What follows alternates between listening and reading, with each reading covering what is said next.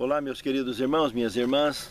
Com alegria eu cumprimento a todos através de mais essa oportunidade de abrirmos juntos a palavra de Deus e podermos estudar através da lição.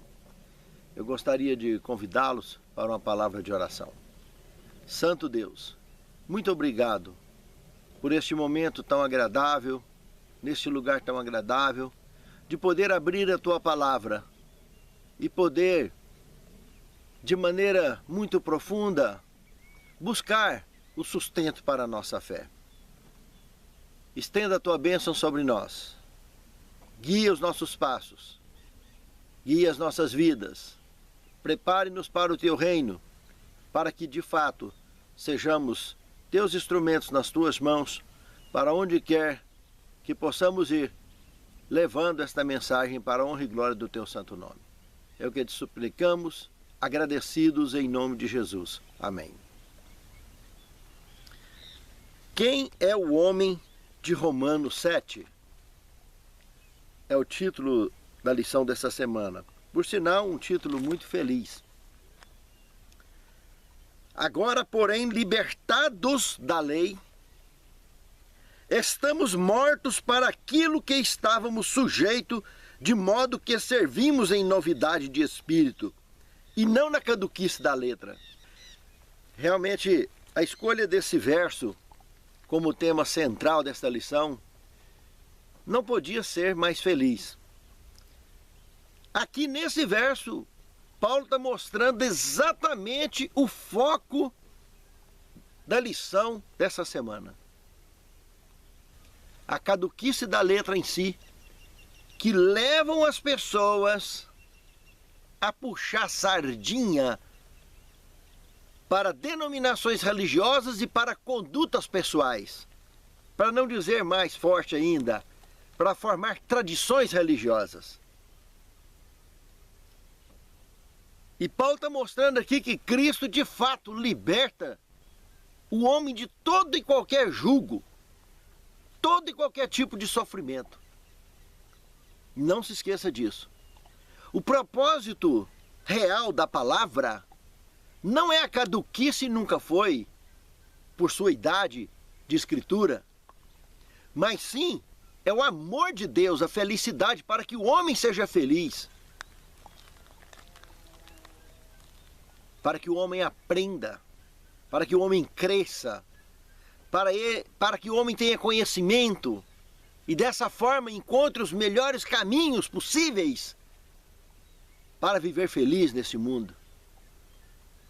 Em momento algum a palavra de Deus tem ou teve propósito de colocar o homem, o ser humano, nos caminhos da dor e da morte, do sofrimento, da opressão. Quando ele aborda aqui, libertados da lei, ele está tratando das duas leis, tanto a cerimonial quanto a moral, porque ambas sufocam. Elas em si, pela letra em si. Se olharmos para aquele espelho e ver a sujeira do nosso rosto, do nosso pecado, como isso nos sufoca? Pela severidade da letra. Por isso nos sufocam. Por isso que ele disse, de modo que servimos em novidade de vida, nova criatura.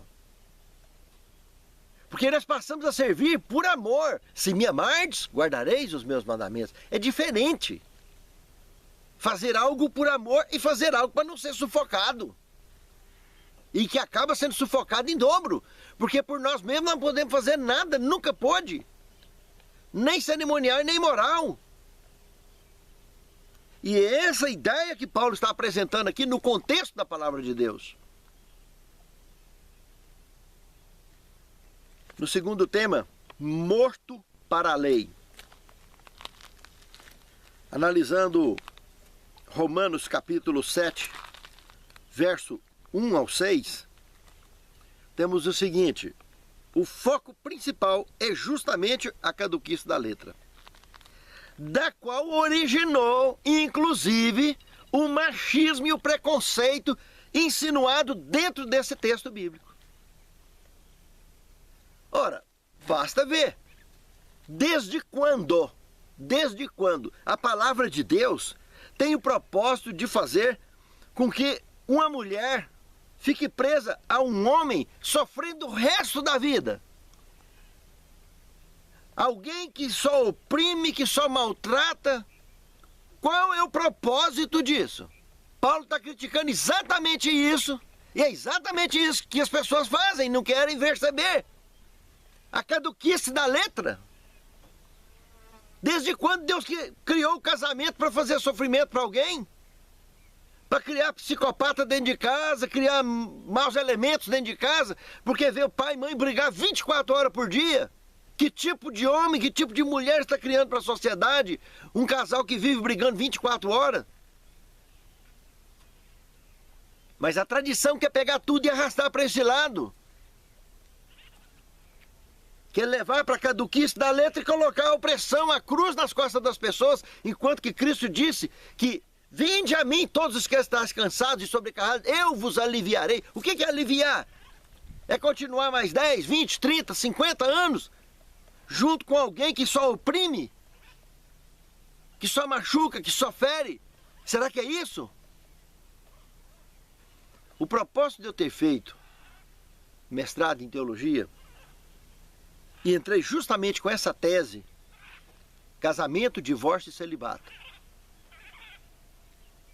foi com um propósito simples de mostrar algo muito sério que ocorre no mundo religioso afora, por causa da caduquice da letra.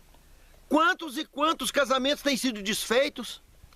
Quantas e quantas pessoas têm abandonado a fé por pleno e absoluto sofrimento conjugal? Dentro de casa não aguenta mais. Aí na cabeça deles, se for para separar, se não for por adultério ou viuvez, então ele vai viver em pecado, em adultério, e esse não é o contexto bíblico. Ainda que fosse, o único pecado imperdoável é contra o Espírito Santo, e esse não cabe ao homem julgar. É um assunto entre ele e Deus. Ainda que fosse, e não é pecado. Porque se formos agora em Deuteronômio capítulo 24, de 1 a 4, nós vamos ver ali uma situação de divórcios seguidos, implantados por Moisés, onde Cristo argumentou no Novo Testamento. Não é o caso hoje, não dá tempo para a gente tratar dentro desse tema. Cristo está levantando exatamente essa questão, a dureza dos nossos corações.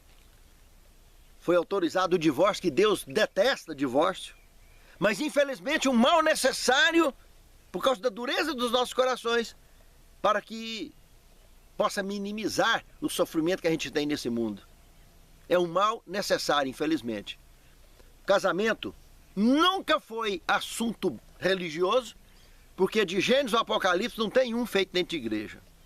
O primeiro casamento feito dentro de igreja no mundo foi Carlos V da Inglaterra, em 1550, da era cristã. Na Bíblia não tem casamento feito dentro de igreja, então é um ato civil, é um ato que só um juiz, um legislador, um juiz de paz realiza, e o divórcio só um juiz de direito realiza. São assuntos de cunho civil e não são assuntos de cunho religioso. E tanto que isso tem trazido problema no mundo religioso, porque o mundo religioso quer colocar colher de pau aonde não deve. Casamento e divórcio nunca foram assuntos religiosos, são assuntos de cunho estritamente civis. Depois, se alguém quiser aprofundar melhor na tese, conhecer detalhes da tese, conhecer esse assunto de maneira bem profunda, é só entrar no meu e-mail, que está aí aparecendo na tela, professorrafaeldiniscaetano@gmail.com. Eu encaminho para vocês. E tem no meu Google Drive também, quem conseguir entrar no Google Drive pode baixar a tese do projeto original desse contexto. Deuteronômio 24, de 1 a 4, nós percebemos aqui o divórcio. E por coisa banal, né? Cada um defeitinho, às vezes, que descobriu no corpo da mulher, por coisa banal que está ali. Coisa simples, né? Justamente o que os fariseus vinham, o contexto que os fariseus vinham abordando. Banalidade. Que é o que a maioria concorda, que é o que a maioria leva o casamento na hora que escolhe. Se as pessoas, ao buscarem as suas escolhas matrimoniais, olhar para o casamento no modo original do Gênesis, nem cartório, nem igreja, nem nada, estava lá, firme. E o próprio legislador do universo fez aquele casamento. Quando os homens começaram a ser legislador desse assunto, o propósito já tinha virado do avesso há muitos anos. Infelizmente, a escolha é o ponto mais grave. Escolhe errado, vive errado e terá problema por toda a vida. Por isso, infelizmente, o divórcio é o mal necessário. Aborrece a Deus, aborrece a gente, aborrece todo mundo, aborrece aos filhos. É uma tristeza. Mas pior é continuar aquele inferno 24 horas gerando psicopatas para o mundo, para a sociedade, para os governos. Gerando pessoas frias, pessoas maldosas, pessoas desonestas, pessoas violentas para o mundo. É o que um casamento mal feito, um casamento violento, uma união violenta produz. É uma fábrica de encrenca para o planeta. E justamente esse contexto, quando Cristo abordou esse assunto, indagado pelos fariseus, ele fez exatamente um crochê entre o casamento e o divórcio, mostrando, infelizmente, esse mal necessário por causa da dureza dos corações da raça caída. Que o ser humano, em vez de se especializar, de buscar viver uma conduta de raça eleita, eles querem buscar o ranço da raça caída e tratar o casamento e divórcio e vida conjugal, tudo como banalidades. Enquanto que deveria, na escolha, focar uma vida segura e saudável para o casal, para o lar, a sociedade e o mundo. Foi por isso mesmo que Paulo disse que a letra mata, mas o espírito é que vivifica. Lá no verso áureo, quando observamos que ele diz que de modo que servimos em novidade de espírito, observe que espírito lá está com E minúsculo. Justamente, a nova criatura, o modo de ser nosso. Novidade de espírito não é do Espírito Santo. É novidade do espírito, é a nossa nova criatura. E é isso que o casamento deve proporcionar. Viver em novidade de espírito. Antes vivia sozinho, hoje vai viver dois em uma só carne. Mas em novidade. Alegria, felicidade, amor. Esse é o propósito do casamento. Esse é o propósito do casamento com Jesus, da igreja com Cristo. Não é para sofrer, não. Não é para trazer tortura para ninguém, não. Então, o foco que Paulo está apresentando aqui é exatamente esse. É o que ele está criticando, a caduquice da letra. E não como alguns imaginam, que a pessoa então está ligada, enquanto a pessoa viver, está ligada ao sofrimento a vida inteira. Desde quando o casamento tem esse propósito? Desde quando um Deus santo, um Deus amoroso, que quer só nos aliviar, que quer nos trazer felicidade, que quer nos trazer paz, conforto, somos mortais. A nossa vida passa tão rápido quanto o orvalho, e nós vamos perder a oportunidade de viver, de ser feliz, por causa de um traste que não quer que a gente seja feliz. Desde quando as pessoas são obrigadas a servir Satanás a vida inteira? Desde quando ninguém é obrigado a servir Satanás nem um segundo da vida? O casamento foi feito para nos trazer felicidade, para nos completar em Cristo, e um com o outro.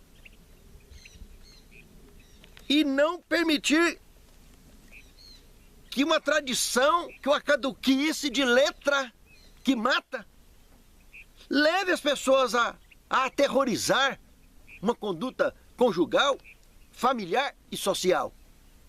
Pense nisso, amado irmão. Pense nisso, amada irmã. É um assunto muito sério, é polêmico, é delicado, mas é bíblico. Se é bíblico, está aqui para a gente estudar, a lição é para isso.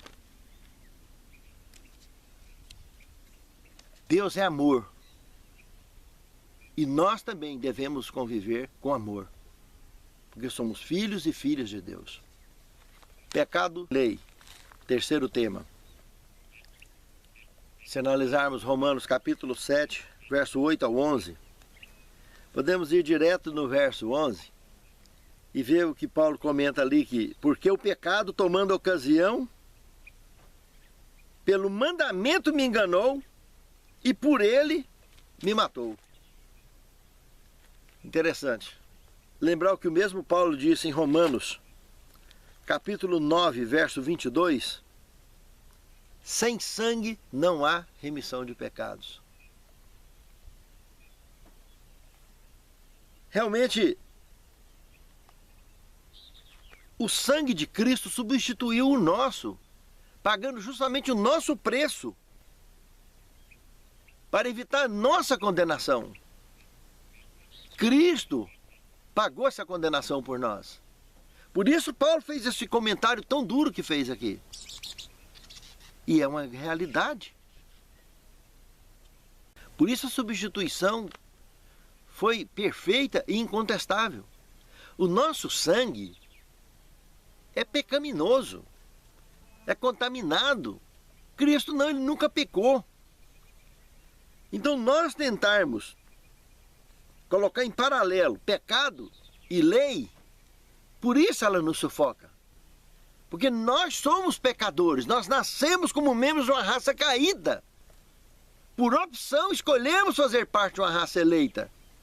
Mas sempre aquele ranço puxando do conflito para retornarmos à raça caída.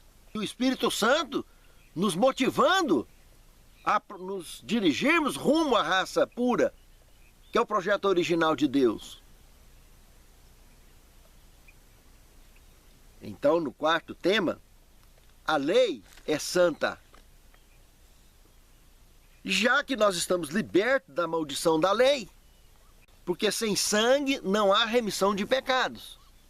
Então a lei em si, ela é justa, santa, e o mandamento é muito bom. Por que Paulo disse isso? Porque nós estamos libertos. Porque alguém pagou que nós não poderíamos pagar. Analisando Romanos 7, do versículo 12 ao versículo 15, concluiremos tudo isso. No verso 13, por exemplo, nós vemos que o pecado, contrastado com a lei em si, a gente vê que é mortal, não tem conversa. No verso 14 aqui, nós podemos observar que a lei é espiritual. Eu sou carnal, disse Paulo. Então, ele conclui com o verso 15, dizendo que por isso, o que faço eu não entendo, e inverto as ações racionais. Ou seja, o bem que ele quer fazer ele não faz, o mal que ele não quer fazer esse ele faz. Porque ele se torna vítima do conflito, ele não consegue entender. Mas isso aqui são claros indícios da embriaguez babilônica, de Apocalipse 17, 1 e 2. A pessoa fica confusa dentro desse conflito. Se ele está meio a meio, está dividido, ele está confuso. Embriaguez não combina com nada. Direção e álcool nunca deu certo. Ninguém consegue dirigir nem carro, nem a vida, nem nada embriagado. Por isso que bebida alcoólica é para lá. Sobriedade para cá e para o céu. A pessoa sóbria consegue caminhar. O cristão tem que ser sóbrio. Tem que andar com retidão. Só assim ele consegue perceber a maravilha de servir a Deus em espírito e em verdade, e por amor e gratidão à salvação recebida, guardar os seus mandamentos. Pense nisso, amado irmão. Pense nisso, amada irmã. Porque do contrário, essa embriaguez vai nos manter sempre em confusão. E sempre o que não deve ser feito é o que estaremos fazendo. E o que deveria ser feito jamais faríamos. Por quê? Embriaguez, confusão com o vinho da grande meretriz. O homem de Romanos 7, quinto tema.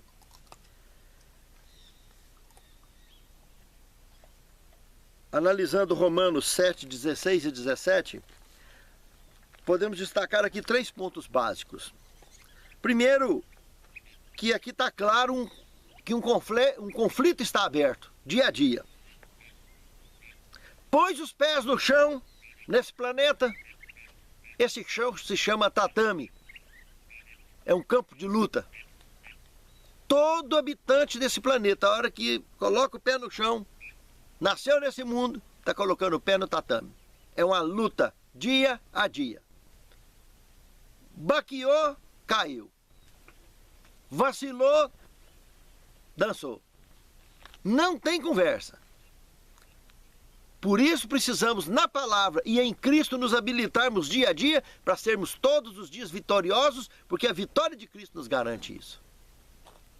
O segundo ponto é que precisamos entender que o velho homem e a nova criatura são esses quem brigam. O homem de Romanos 7. Quem vai ficar em pé nessa luta de Romanos 7? O velho homem ou a nova criatura? Você decide.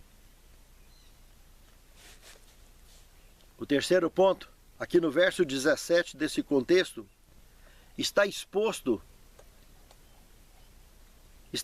uma questão de domínio. Nesse caso aqui, do velho homem, das tendências carnais sobre a nova criatura. E isso é letal. E isso mostra a vitória da embriaguez babilônica em cima da vida do cristão.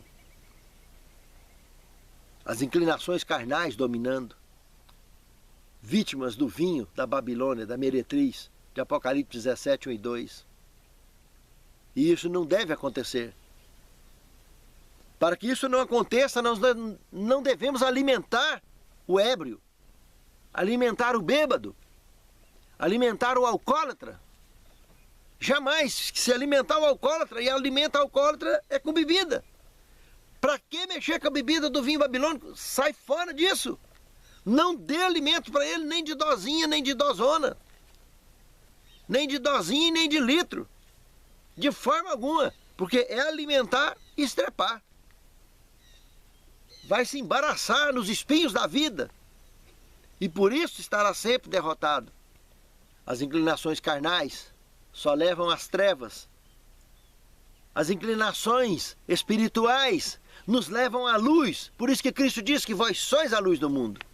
As inclinações espirituais nos constituem membros da raça eleita, preparando-nos para sermos redimidos para a raça pura. Projeto original do Senhor. E isso nos torna homens e mulheres de Deus, servos e servas de Deus, representantes do Altíssimo aqui na terra, fazendo de fato a sua vontade como instrumentos vivos nas suas mãos, servindo em espírito e em verdade. Foi isso que Cristo nos ensinou. E é isso que a palavra nos ensina. Sexto tema, salvo da morte. Se analisarmos Romanos 7, de 21 a 25, o escopo aqui do conflito aparece de maneira clara. Primeiro que nós somos miseráveis sem Deus. Miseráveis, cego e nu, como está dito lá em Apocalipse. Contudo, com a graça de Cristo, aí sim, nós servimos em espírito e em verdade. Lembra lá do Evangelho de João, no capítulo 4, verso 23? A hora vem, e agora é, em que os verdadeiros adoradores adorarão o Pai em espírito e em verdade, porque o Pai procura tais que assim o adorem. Esse é salvo da morte. Paulo perguntou: quem me livrará do corpo dessa morte? Miserável homem que sou. Mas quando ele olha para Cristo, ele consegue superar. Quando ele olha para Cristo, ele pode um dia dizer: já não sou eu mais quem vivo, mas Cristo vive em mim. Combati o bom combate, guardei a carreira e a fé. Que maravilha, irmãos, poder entregar a direção da nossa vida nas mãos de Cristo. Com certeza Ele nos levará a estacionar a nossa embarcação nas praias da Canaã celestial. Porque vai sem erro. Iremos numa condução segura, rumo ao céu. A nossa vida será uma vitória. Será marcada sempre pela vitória. Porque Ele não erra na direção. E nos dá exemplo, nos fortalece, nos ensina e nos habilita a ensinar a outros. Pense nisso, amado irmão. Pense nisso, amada irmã. 7º tema, a minha paz vos dou. Queria citar um texto aqui de Mensagens Escolhidas, volume 1, página 213, que diz o seguinte: não há segurança, nem repouso, nem justificação na transgressão da lei. O homem não pode esperar colocar-se inocente diante de Deus e em paz, enquanto ele, mediante os méritos de Cristo, se ao mesmo tempo continua em pecado. Meus amados, Jesus falou bem claro: se me amardes, guardareis os meus mandamentos.